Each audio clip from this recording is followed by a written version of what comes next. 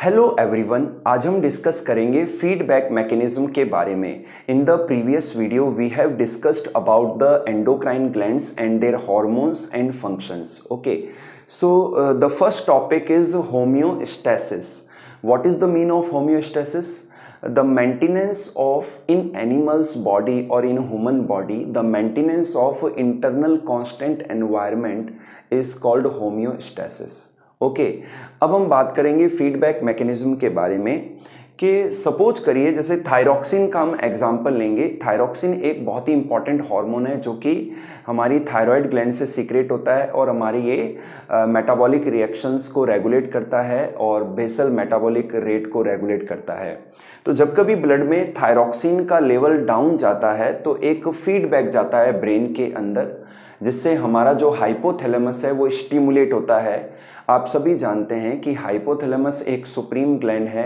Hypothalamus master of the master gland है, यानी कि हाइपोथैलेमस के जो हार्मोन्स हैं वो पिट्यूटरी ग्लैंड को रेगुलेट करते हैं, स्टिमुलेट करते हैं, इनहिबिट करते हैं।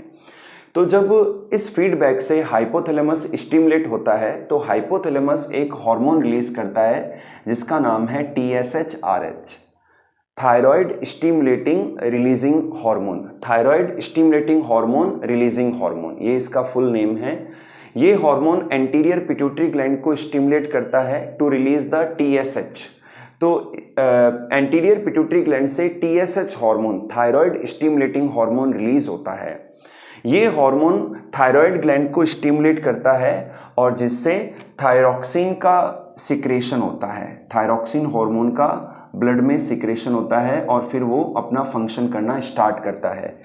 अब जैसे ही थायरॉक्सिन का लेवल बढ़ने लगता है ब्लड के अंदर तो अगेन एक फीडबैक जाता है हमारे ब्रेन को, हमारे हाइपोथैलेमस को, जो कि एक नेगेटिव फीडबैक है जो हाइपोथैलेमस को इनहिबिट करता है, TSHRH को रिलीज करने के लिए रोकता है। तो इससे TSHRH हार्मोन नहीं निकलता है, इससे एंटीरियर पिट्यूटरी ग्लैंड भी स्टिमुलेट नहीं होती है, जिससे TSH हार्मोन नहीं रिलीज होता है।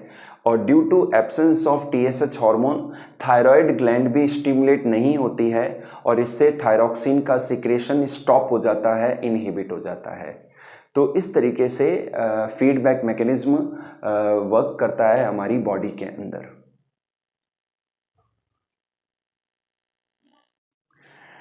अब हम डिस्कस करेंगे किस प्रकार मेटाबोलाइट्स के द्वारा भी फीडबैक मैकेनिज्म रन करता है हमारी बॉडी के अंदर।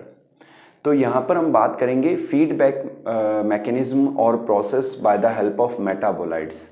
जब कभी भी हमारे ब्लड में ग्लूकोज या फिर मैं कहूँ शुगर का लेवल इंक्रीज होने लगता है, राइज होने लगता है, तो एक फीडबैक जाता है हमारे ब्रेन में और वहाँ से एक फीडबैक आता है पेनक्रियास को। पेनक्रियास का जो आइलेट ऑफ लैंगरहैंस पार्ट है वो एंडोक्राइन पार्ट है और उस स्टिमुलेशन से, उस फीडबैक से जो आइलेट ऑफ लैंगरहैंस हैं उनकी बीटा सेल्स के द्वारा इंसुलिन का सिक्रेशन स्टार्ट हो जाता है।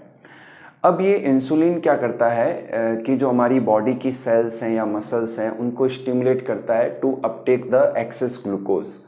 इसके अलावा इंसुलिन हार्मोन जो है वो एक्स्ट्रा ग्लूकोज को ग्लाइकोजन में कन्वर्ट करता है और उसको हमारी लीवर की सेल्स में और मसल सेल्स में स्टोर भी कराता है।